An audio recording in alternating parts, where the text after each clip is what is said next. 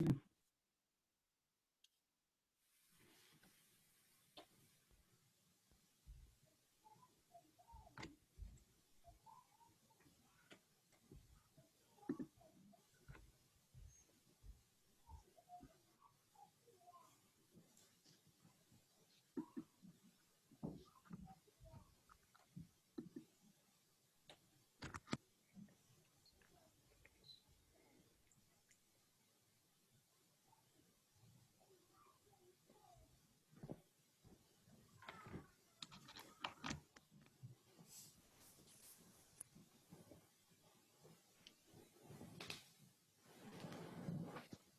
morning, folks who are signing in right now. We'll just give people another minute or two to sign in and get settled, and then we will get started with our webinar today.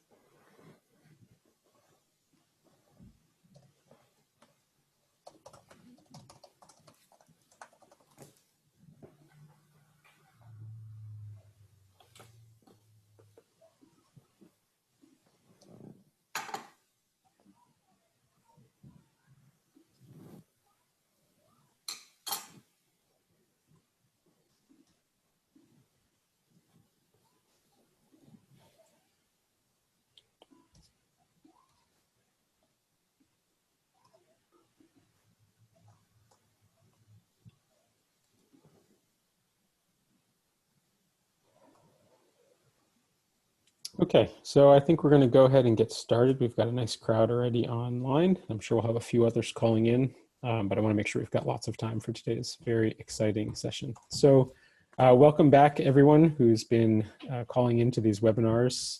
This is our now 6th talk in the 2020 webinar series that Division 34 has put on, and I'm really glad to see so many people signed in today.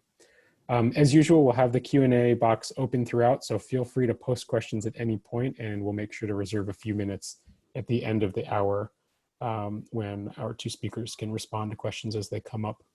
So today I'm quite excited to introduce and hear from actually our next two speakers in the webinar series, Drs. Klöckner and Erica Löfström.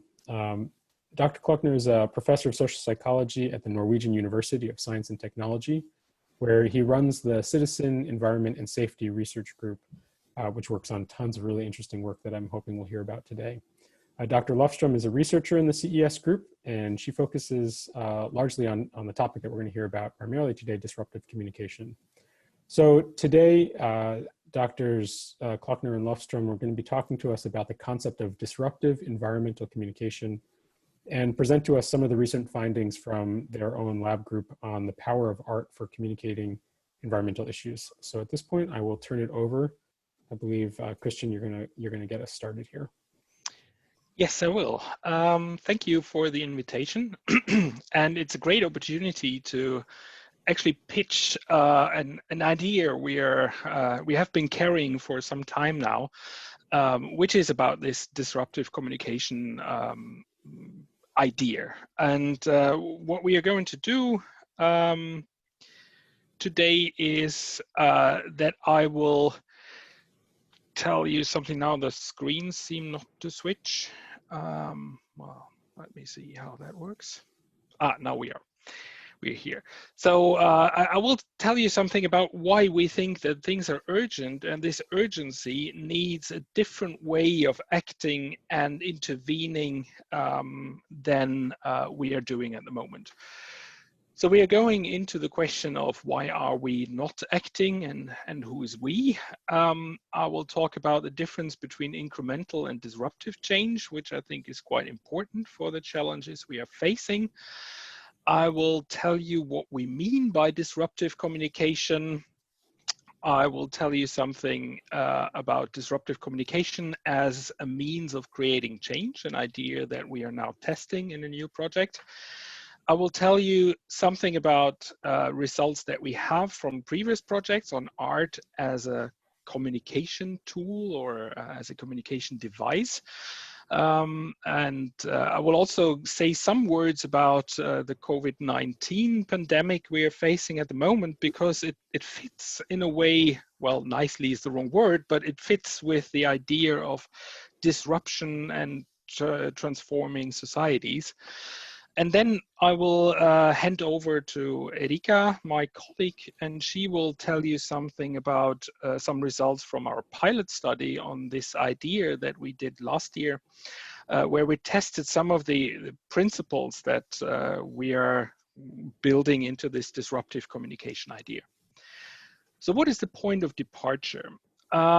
We have, as you can see, most of you will have seen this figure before. We are extending the limits of our planet by far in many, many different ways. So it's not only climate change. If you look at this figure there, climate change is not even the worst. Biodiversity issues are much, much worse than climate change in terms of how many planet boundaries are we actually using and so on. So we are on many different dimensions.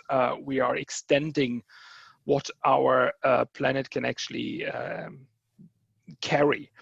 And that means that we have to take quite drastic actions now. We need to do something very quickly. And if we only take climate change as one example, then the IPCC gives us a window of action, which is 10 years. And for us researchers, 10 years is usually 2 to 3 research projects. So that's no time at all. So action needs to be now, and it needs to be drastic.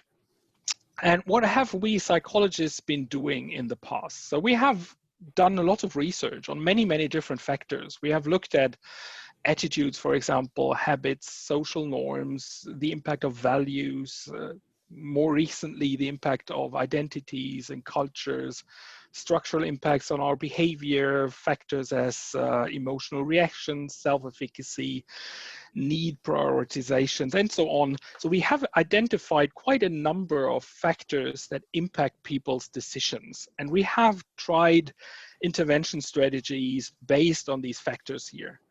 But what the intervention strategies usually have in common is that they build on incremental change. So what we do is we try to move people slowly away from behaviors that are detrimental to the environment, and we move them slowly towards new behaviors. We try to establish new habits. We try to establish new behavioral patterns for people, but we try to do that quite incrementally with the idea in mind that we must not disturb people, because if we do so, they will react with what we psychologists call reactance, and they will not engage anymore. So based on this line of thinking, we have seen, for example, this intervention strategy rising up, which is called nudging, where we try to very non-invasively make people change their behavior by gently pushing them into the right directions and really avoiding to upset them and to disrupt their everyday lives. On the other hand, if we look outside psychology, if we look into management theory, if we look into theory about transition of societies, if we look into theories about technological innovations, then often the big shifts in society, in technology, and in management, they don't come incrementally. They come because, for example, a company has developed to a certain success, and then it meets challenges that it cannot deal with in the given frame.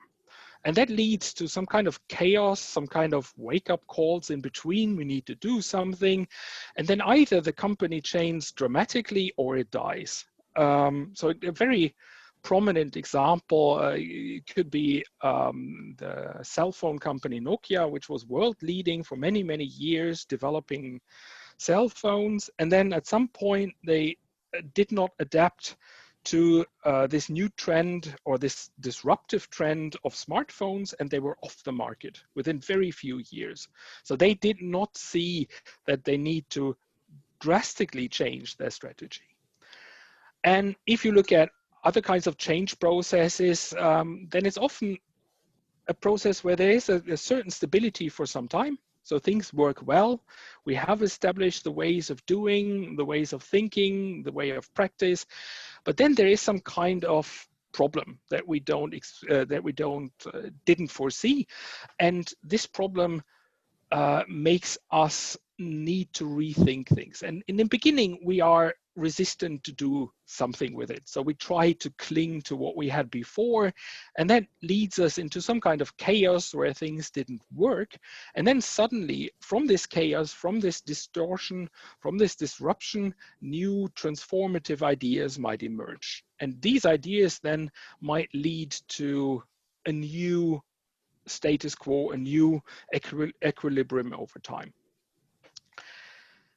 And also in like technology development, you often have those, on the one hand, you have the processes where you slowly innovate things that are already there, where you do the same but a little bit better every time. So you try to improve the computer, and the next one is a little bit faster and has a little bit better battery and so on.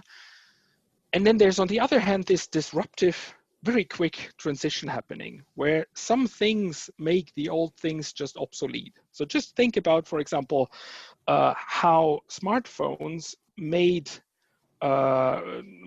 watches that you have on your wrist almost obsolete. And within very few years, nobody or very few people are wearing watches anymore, and people are looking at their smartphone if they want to know what the time is. It's maybe not a very fundamental part of our life that has changed there, but the introduction of smartphones and internet technology, or mobile internet technology, has transformed our societies actually very much within just very few years. And also, if you look at if you Google disruptive technologies, you can find a number of lists, and many of them actually have the potential to change things, to change processes, but also to change people's lives and behaviors dramatically within very short time. So with all that in mind, we have asked ourselves in the group, why do we as psychologists communicate as if incremental change was enough? As if we could, within 10 years, gently push people from carbon intensive lifestyles into carbon neutral lifestyles. And why do we assume that under no circumstances must we upset people in this process? And then if you look at what happens elsewhere in the world, not everybody seems to have this assumption that you must not disturb people. So the most prominent member of very disruptive communicators is Greta Thunberg, who just does and say things that you would not expect a 16 or 17 or 18-year-old woman would say in front of world leaders. And with this strategy, she had a response that would have never been possible if she had just followed the standard incremental ways of communicating about climate change. Like the usual thing would have been that such a person engaged in a local environmental group and then try to put some pressure on the local government and so on and so on. So this Fridays for Future movement is one example that we might see as following a disruptive communication strategy. Another one is Extinction Rebellion, which you can see in the lower two pictures, who explicitly have the strategy to create moments of distortion. So they go into cities, they block roads, they have art events happening in the middle of a town to make people stop and to make people think about the issues at hand and to get them out of everyday life. So building on such ideas, I actually didn't communicate that with Erica, but I tried to just very tentatively define what we mean by disruptive communication. So for us, disruptive communication would be communication in a very broad sense. That could be language-based, it could be not language-based. And that communication aims at interrupting everyday life, that stops people from continuing their business as usual, that confronts accepted assumptions, and that provokes emotional engagement. And that could be positively or negatively. And disruptive communication interferes with normal ways of living, aiming at stimulating a process of radical change. And put in a different way, disruptive communication provokes a response. So it's built in a way that people need to respond to it. And that could be upsetting. So people might be disturbed by a roadblock, by some kind of improv theater entering their supermarket, by something like that. And it may cause resistance. And we are very aware that it will, for some people, maybe for many people, in the first run cause a resistance. They feel upset, they feel intruded, they feel maybe overwhelmed by this experience. And disruptive communication uses then unconventional means of communication. So what we are envisioning in our project now, which we start this summer, is to use, for example, theater or art events to create these moments of disruptions in everyday life. But an important part is that it also energizes people. So if people get emotionally activated, they have this energy that in the best case can be used for something productive. And this is also what makes us say that disruptive communication also has the essential part that it's only the starting, the disruption is only the starting point of a process which needs to be guided further, and it needs to be facilitated to actually lead to structural and more radical changes. So the idea for this disruptive communication came from a project which is called Climart, which looked at how people respond to artwork, mostly visual artwork, that was inspired by climate change. So we did a number of studies in this project around climate change and people's, or climate change art and people's reaction to that art. Among others, we went to the Paris Climate Summit in 2015, where there was also a climate art summit, and there we surveyed people at 37 different artworks. And you can see some of them here on your screen. Very different types of artworks, everything from photographs to large sculptures to installations and so on. And a tiny part of what we found there you can see here on your screen. And what this model here shows is how the reaction to that artwork, which we found was initially an emotional reaction. So it's either positive or negative emotions, depending a bit on what kind of artwork it was, then leads to a process of cognitive reflection around it. So we have a first very immediate reaction, which puts this artwork into a, this is high quality or low quality box, and which is also this component of identifying with the artist. So is that a person that is somehow like me or not? And if yes, then that leads to more reflections about the artwork. And then this more cognitive process starts, where people start thinking, what does the artist want to tell me with this work? What kind of messages are in there? How does it relate to me? Am I somehow triggered by this artwork? And then for some people, this leads to support, for example, of climate policy or to other types of actions. And as a second study in the same project, we actually had an embedded artist. It was one of the most exciting projects I've ever coordinated and worked in, also one of the most chaotic and most demanding projects. But anyway, so we had an artist embedded in the team. And this artist was visiting us in Trondheim over 1 year and was discussing with us the findings that we had in the project at that point in time. His name is Michael Pinsky, by the way. And based on what we told him, he created an artwork which we then commented on. And this artwork is called Pollution Pots, which is now an installation touring the world, consisting of 5 geodesic domes that you can see here on the pictures, made of like plastic. It's like 5 large plastic tents. And in each of them, we simulate the air quality of one city in the world. So people go through this installation. They go from Trondheim to London to Beijing. Now, the next one was actually New Delhi, and then Beijing, and then Sao Paulo.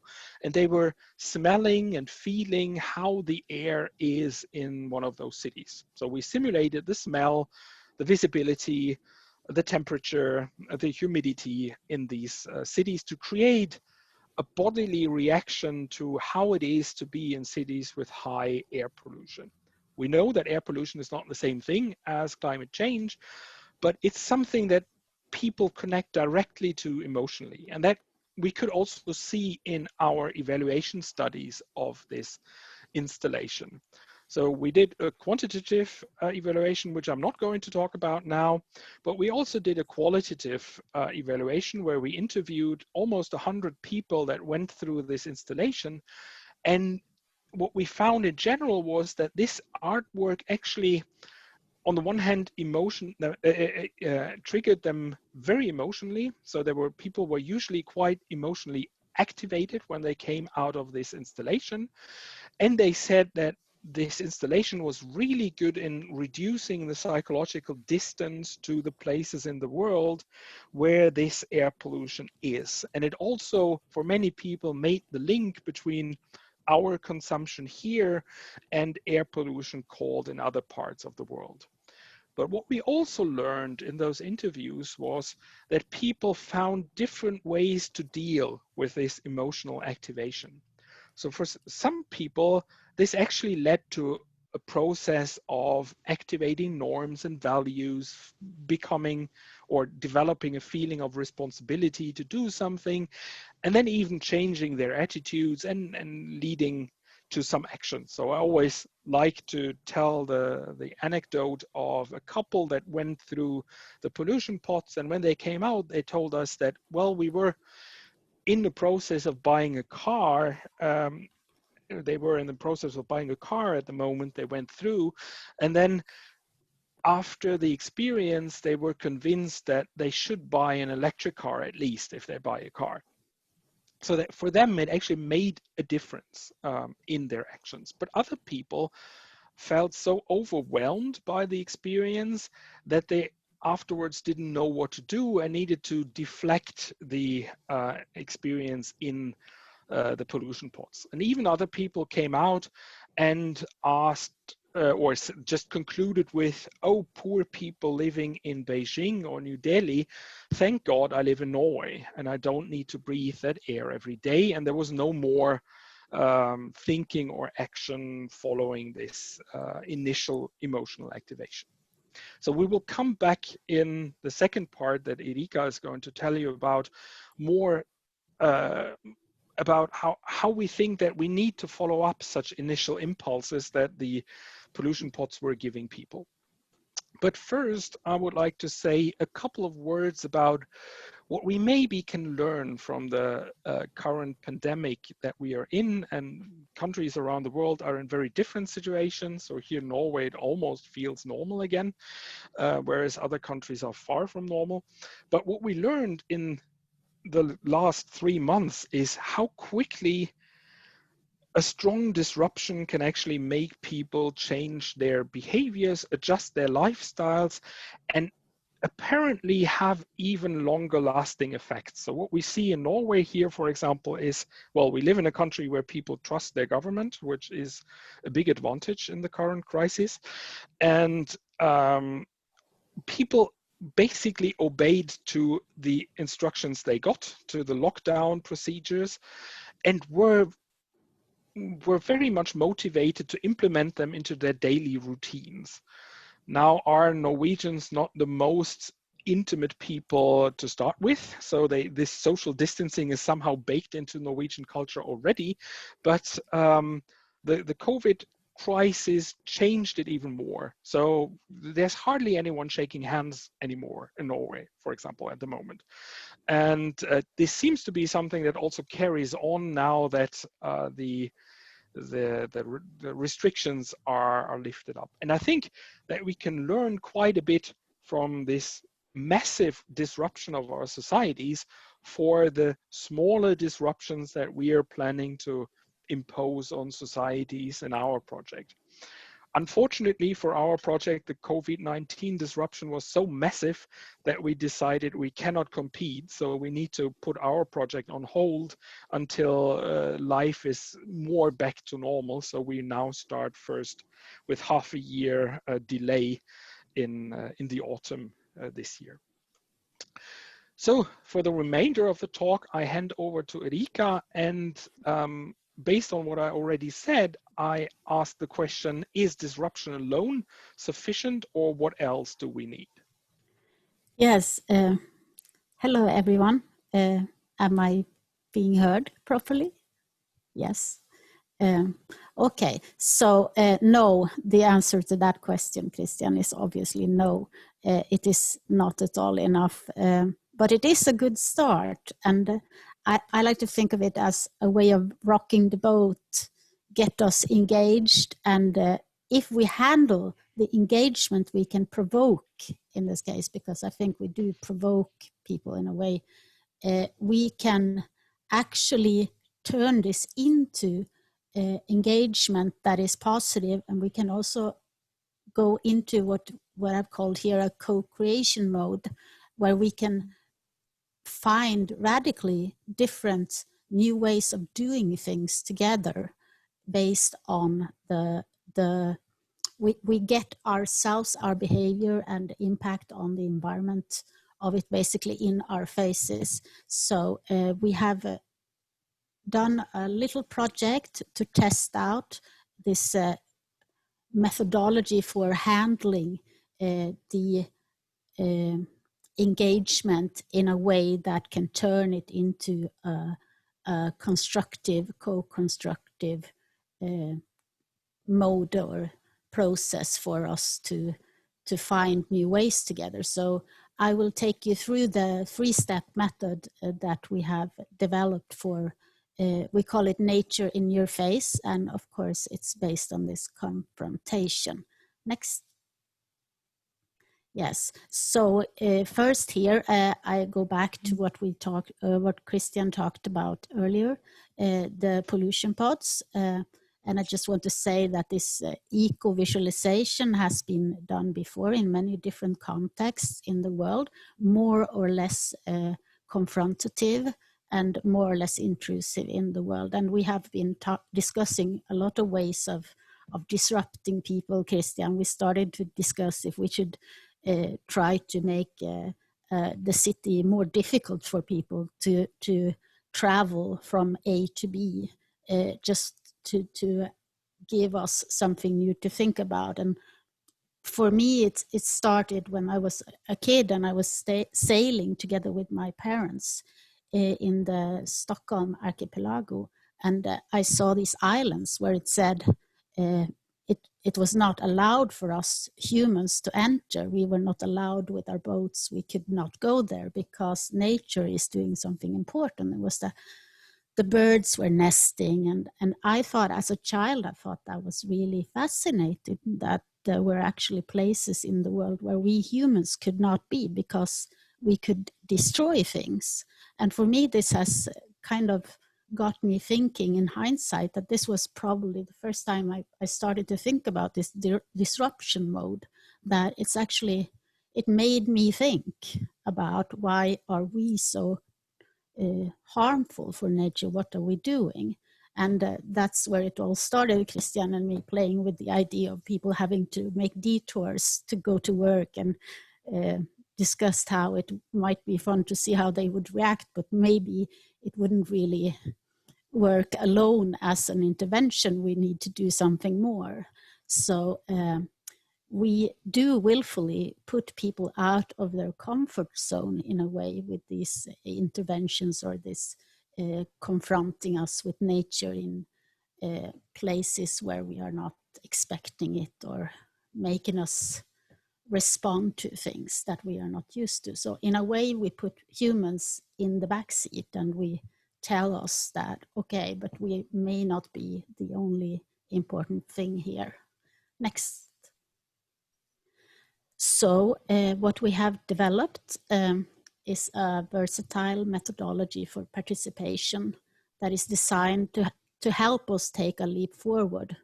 And we want to mobilize communities and resources in solving pressing issues. And one of the problems with climate change is, of course, that it's hard to grasp this emergency of it, because especially in our part of the world where we don't see the changes yet, at least so much. We have had some flooding and the likes, but we have not yet felt it really close to our bodies, this emergency.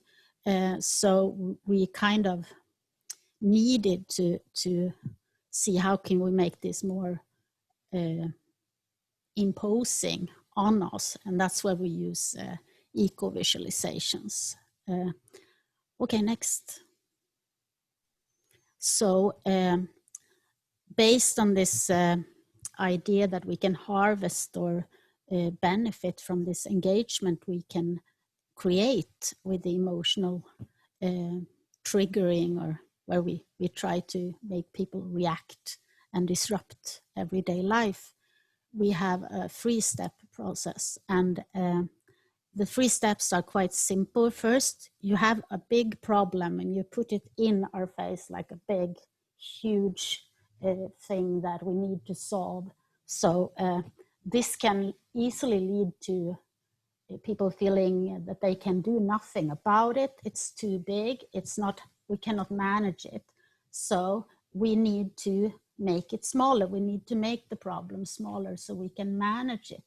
And I call it framing. And I always use I always use my hands when I talk, so I'm going to do that here too. I don't know if everyone can see me, but it's framing, where we make it smaller. And I will tell you in a minute, I will tell you how this can be done in different groups of people, amongst different groups of people. And then when we have minimized the problem so that it is more manageable, we need to add a challenge to it.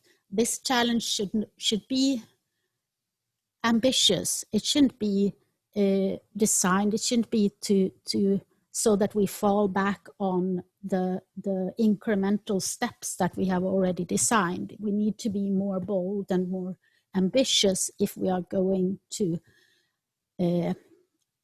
allow for visioning together in a group and together with each other. So therefore we need to present potential radical changes in the local conditions for this twisting to work.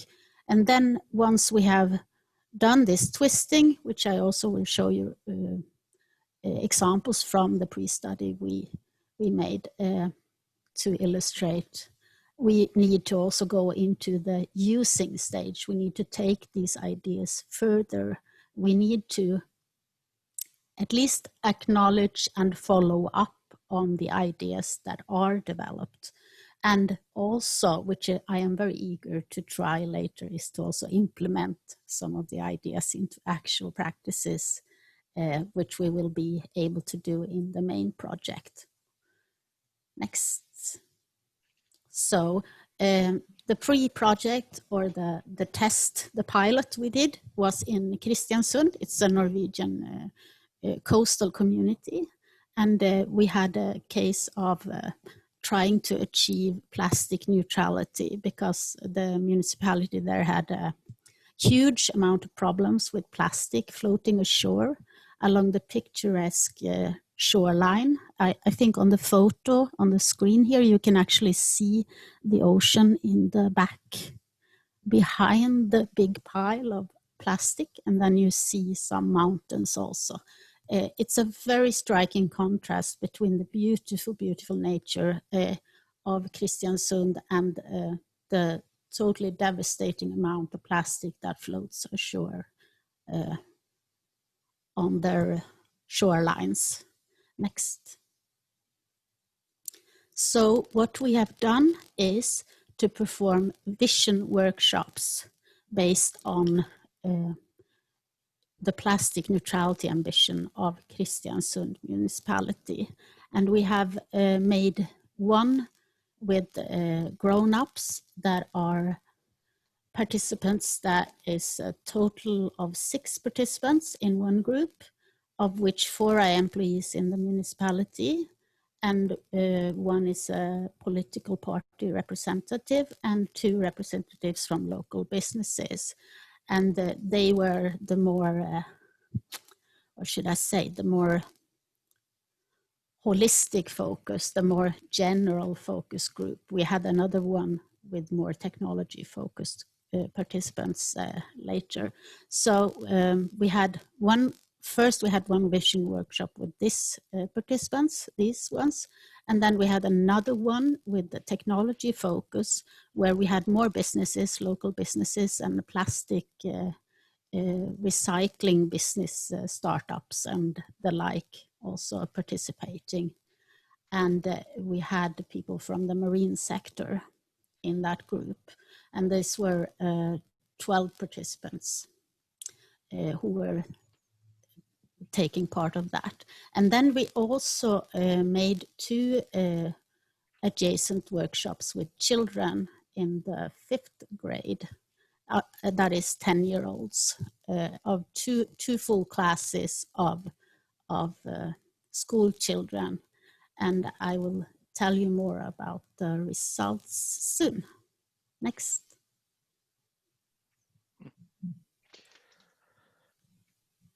Yes, there. So what we have here, we wanted to start with giving them an eco-visualization and confrontation.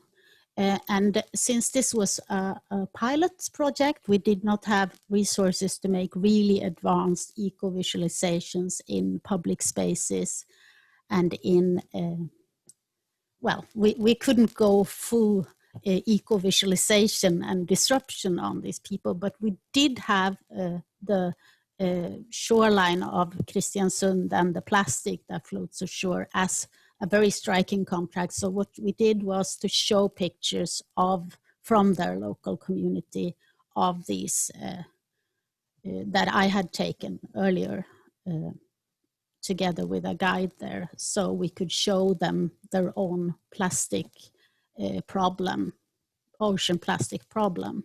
So we did have this visualization and confrontation. And what it can lead to without guidance is, of course, that is an empty canvas syndrome, that if you get all this and you say, go create, everyone will say, or rather, no one will say anything. It will be silent because it is too big a challenge to solve the problem of plastic in the ocean. What do we do? I mean, you may be emotionally engaged, but what are you going to do? So next. So here is when you do the first step of the nature in your face methodology. You frame it. So for the grown-ups, we framed it thematically. So we framed it into themes like clean up, recycle, and consume. And then for the kids, we did another framing. We did the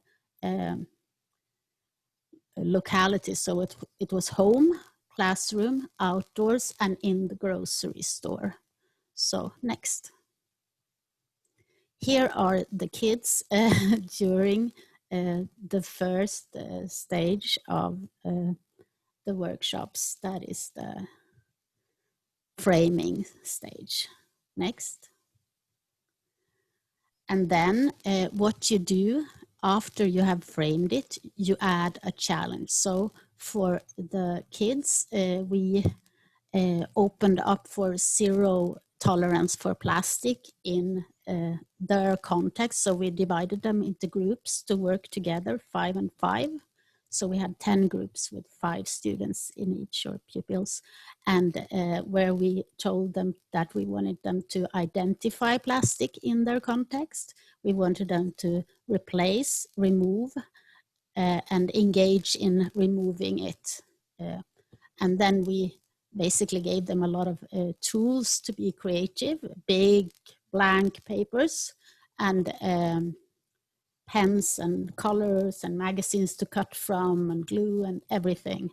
And then we did a similar thing with the grown-ups, maybe not quite as much fun, but we had this, okay, how do we make sure to consume less, recycle more, and clean up? So we did basically very similar things with the kids and the grown-ups, only that the kids got a more, what should I say, more manageable, possibly easier to understand framing than the grown-ups. And after this initial talk we gave with the visualization, confrontation, and the framing, we started co-design, co-create in groups now.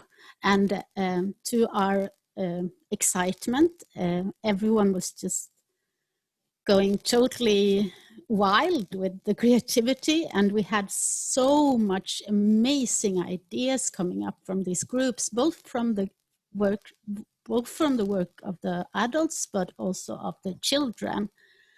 And they were talking about we could make a new Living from the Sea version 3.0. We could make new products from the ocean. We could make fishing oil plastic, we could, and so on. And one of the ideas from the grown-ups was that since this is a fishing community, we could actually have a plastic fishing quota so that the local fishermen could start business again to fish up a lot of the old gear they have actually themselves lost in the ocean before, because that's plastic, lots of it.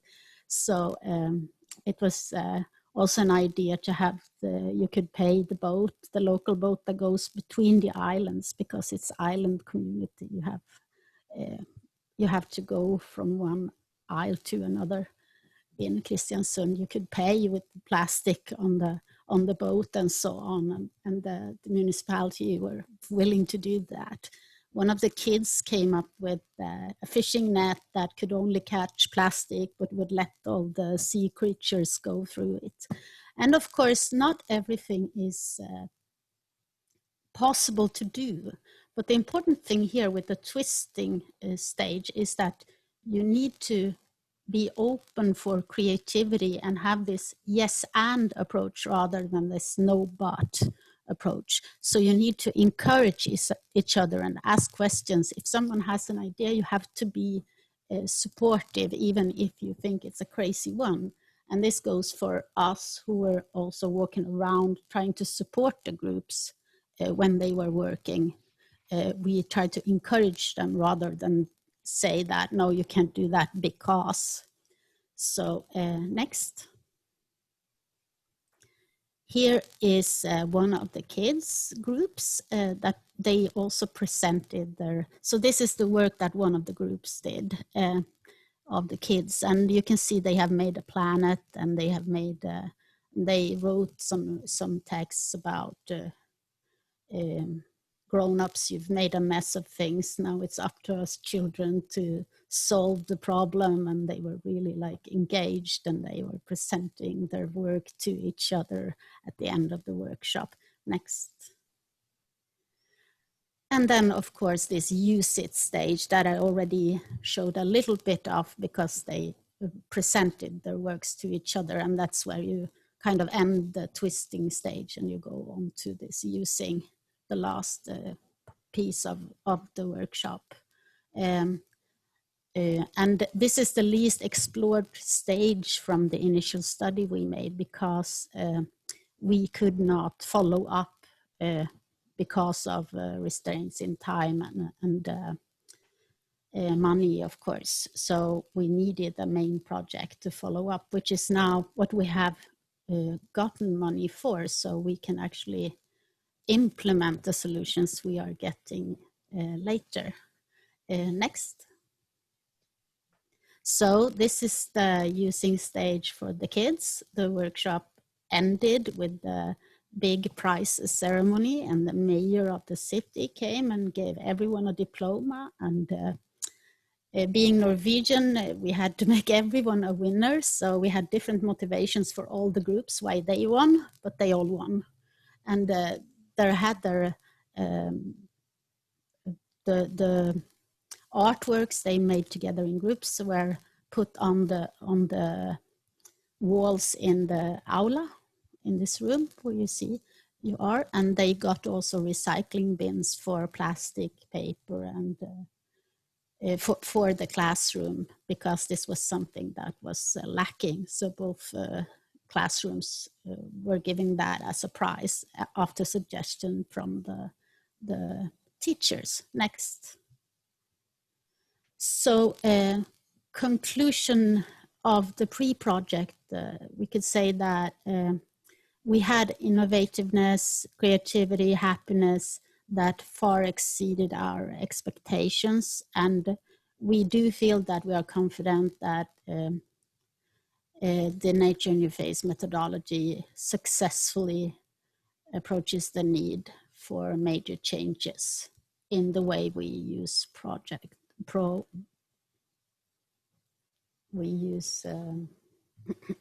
resources. And it will help us to find a way forward. And it does confront individuals and groups with the challenge of global climate change. Basically, we do think that it is a very promising approach that we have created here. Next. So to conclude, we have managed to get a full-scale 4-year project for Nature in Your Face. We call it Disruptive Climate Change Communication to Trigger Societal Transitions. And we believe that the results will provide not only a methodology that contributes to new ways of coping with the barriers of creating regenerative cities, but it will also deepen the understanding on how to co-design, gain acceptability for new and sometimes challenging policies. And one of the main things that I think we can see is that people are very willing to change, actually more willing than you would assume.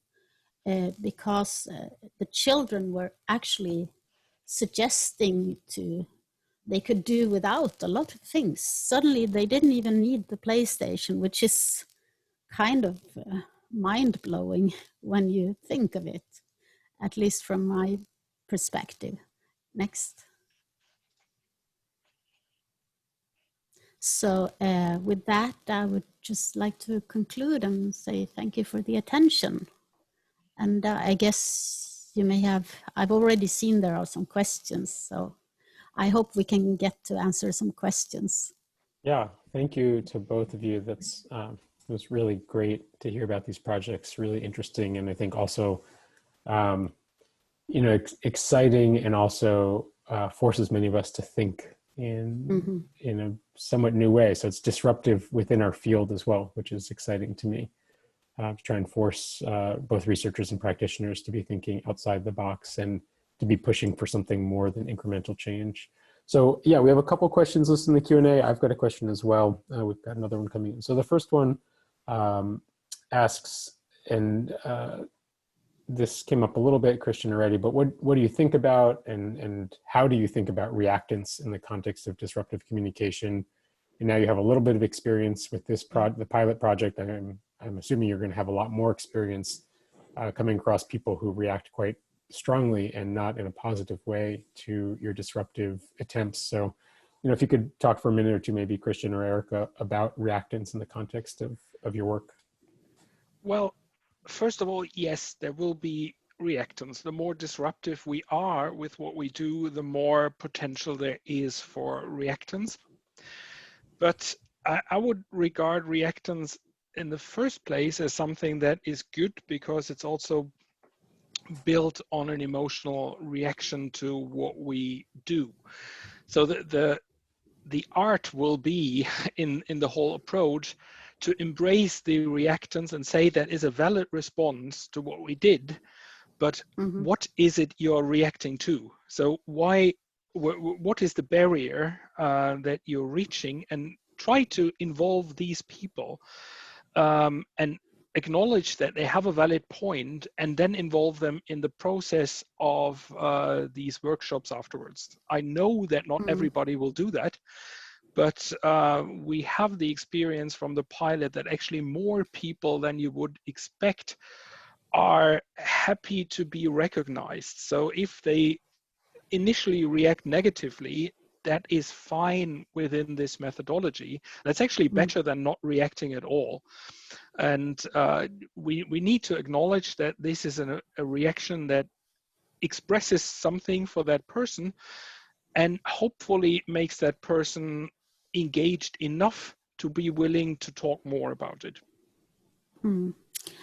I can also add to that, if I may, that I did a short workshop. I had the opportunity of meeting local politicians and to try out kind of a short version of the workshop, this vision workshop approach with them. And I was expecting some resistance, and especially I was expecting politicians to be really like, no, that's not realistic, and to be a little bit more careful with what they say. But they surprised me a lot by being actually very willing to discuss totally crazy ideas and ambitions in a workshop setting. And what surprised me even more was that they actually took this workshop as a starting point to start on an ambitious kind of an ambition statement together, which was really more than I expected, and I was really happy about that. So hopefully we can follow up with more decision makers and politicians. So yes, and I also have to agree with Christian, of course, that resistance and being upset is a good start. Caring is better than nothing, definitely. Sure. And maybe I would like to add also one thought, and that is that we see the arena for such interventions at local level, where it's easier to also talk to people that you don't agree with. So this is not a methodology that I would use first on like national policy arenas, for example. So it's rather something that you do at the local level, where you can also across political orientations, party lines, different stakeholder positions, usually find a level of talking together. Yeah, I mean, I think that makes a lot of sense. And I have a question, I think, that follows up a little bit on that. But first, I want to get to the ones that we have listed. So another question, I think primarily for Erica, who first says, awesome study and talk. Thank you. I love the idea of disruptive communication. So the question is, did you do any evaluation of the process with the children in particular? So any study of psychological variables like perceived behavior control, awareness, emotions, and what did that evaluation look like? I did not do a formal evaluation with the children because of the time constraints, but I do have continued cooperation with the school, and we have had a master student now following up, doing her own vision workshops in the same school, but with the new fifth graders. So what I can say about the evaluation was that both the children and the teachers have asked us to come back, and the school actually, they called me to say that the kids demanded that we follow up, which is kind of cool, and they have definitely not forgotten about the plastic neutrality challenge. So they are so onto this now. The kids are so engaged, and they are like being they love to tell the grown-ups they're misbehaving. So they love to be the ones who are right in a way. They love to say that, okay, we need to follow up, we need to really keep going, we need to recycle this. We can't just collect it and then put it in the bin. We have to look at, okay, what do we buy? What do we do? And they have been out on the beach collecting plastic together. So I have to say it's amazingly good, the responses. But my student, master student who did a follow-up, she also made this study of, she interviewed the kids in connection with her workshops, and she asked them how they understood the plastic problem and if they were worried about climate change and so on. So we have also results from how these children respond to this workshop approach and how they kind of describe their feelings towards about this climate change scenarios and so on. So I do believe that that study is good enough to become also possibly a paper in itself. Great. I'm sure many will be looking forward to its publication. We have a kind of a follow-up question from Lisa Glinsky, who says, I think sometimes we don't have the resources, including time and energy, to communicate, especially with the most upset people, and to navigate those negative feelings in the context. And so I think this is a question in some ways about feasibility, especially for both feasibility and also inclusivity in these types of disruptive communication within the framework in these events. So, do you have, either of you have thoughts on this? What do you do when you don't have the resources to really give people the space to navigate, especially negative emotions? Well, of course, this takes time, and it also takes resources in terms of money, of like doing this whole process. And I wouldn't say this is the solution to everything. And in some instances, we need maybe tough top-down decisions, like we see also in the Corona crisis. Some of the decisions are just top-down imposed, not discussed.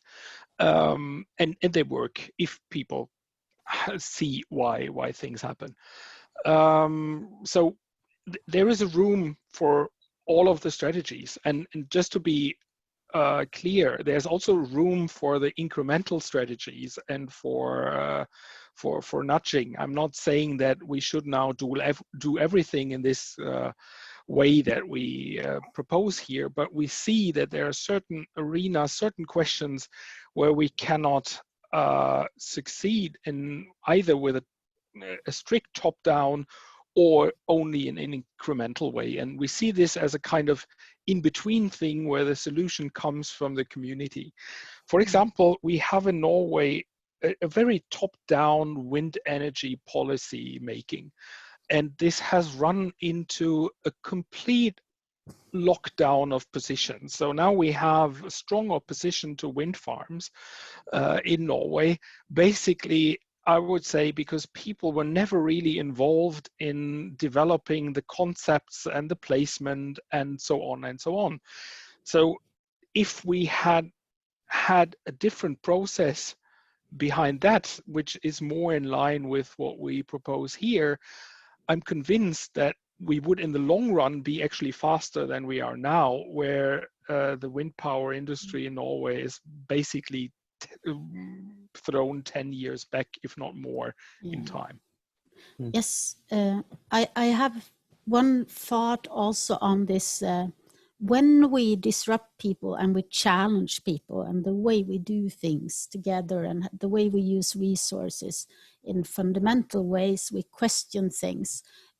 One reaction and valid response is, of course, to be also passing this challenge on. And what we have seen is that the children, they will demand changes when they have this engagement provoked and evoked in them, and they see that it's possible to change, and they have all these ideas. What I like most about this is that we actually do disrupt so that people want to disrupt and to challenge the way we do things, also decision making, and to challenge the politics and the policies, and to challenge society really at a larger level, not just locally. So even though we work locally, the response is hopefully, I believe that the response will also be that people get more upset about that we're doing things the way we should be doing them, and so on. So one responsibility and one thing that I think we should do as part of this kind of projects is to think about what do we do with this engagement and this possible anger or activity that we have kind of awoken, so to say. We need to make sure that it is also not just nice co-creation, legitimization processes to legitimize existing paths, but we also need to make sure that it's actually followed up with a real challenge, because I think that we need also new ways of doing things. We need innovation, and so we need also to not just talk the talk, we need to walk the walk, if you see what I mean. We need to accept the engagement we get. Yeah, that makes a lot of sense.